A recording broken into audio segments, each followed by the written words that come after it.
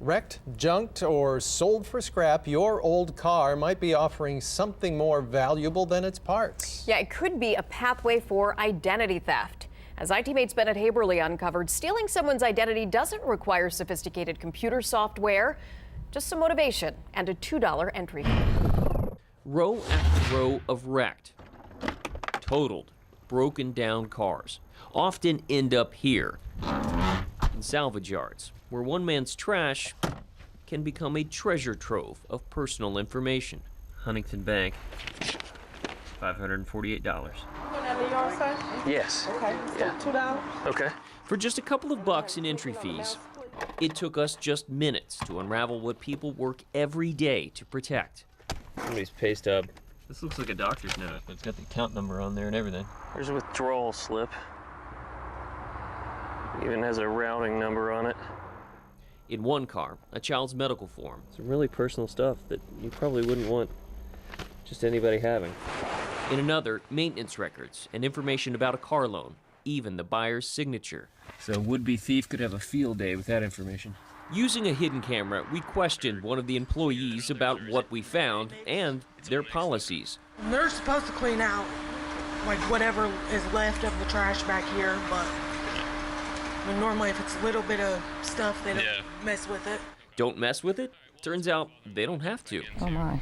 Marion County Deputy Prosecutor Cindy Ochin looked at the video we recorded. That's a lot of information. That's probably enough information to be able to acquire some kind of identity of that person. She says there's no state law that would require junkyards, tow companies, or insurers to throw out your personal information or prevent someone else from stealing it. There's nothing that prevents them from going through a glove box or looking through that car and picking up a person's identification out of it. And I guess also no law to prevent them from selling that information. Absolutely not, sure. Which is scary. Very scary.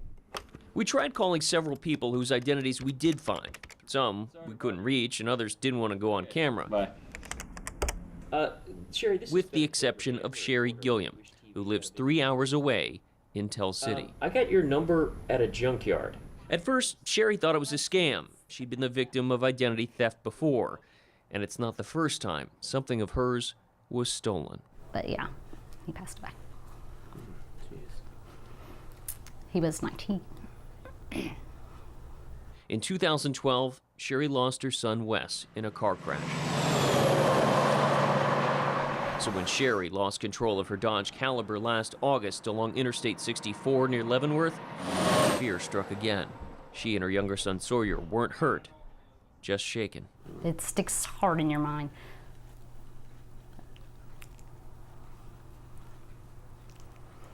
He was a good boy, so I think he was watching us.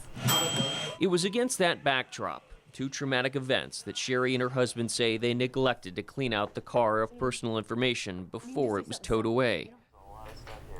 Months later, her nervous smile hides what must be disbelief. That's crazy, because right there is my signature on, yeah.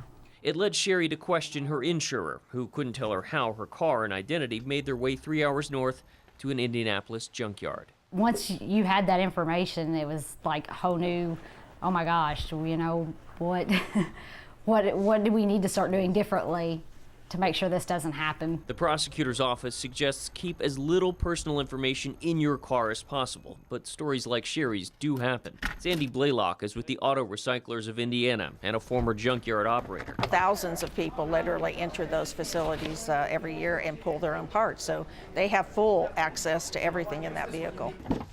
With everything we found, all the identities, the prosecutor says it might be enough information to either steal money or open a bank account in someone's name.